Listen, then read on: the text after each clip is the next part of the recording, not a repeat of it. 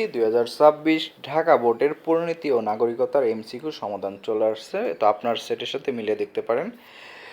তো একের হচ্ছে 3, 2-এর হচ্ছে লাস্টেরটা, 3-এর হচ্ছে খ, 4-এর উত্তরটা হচ্ছে ক এবং খ উভয় হবে।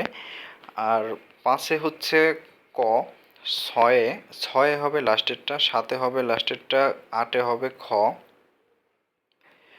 9-এর উত্তর হচ্ছে ক, 10-এর উত্তর হচ্ছে খ, 11-এর উত্তর হচ্ছে ক,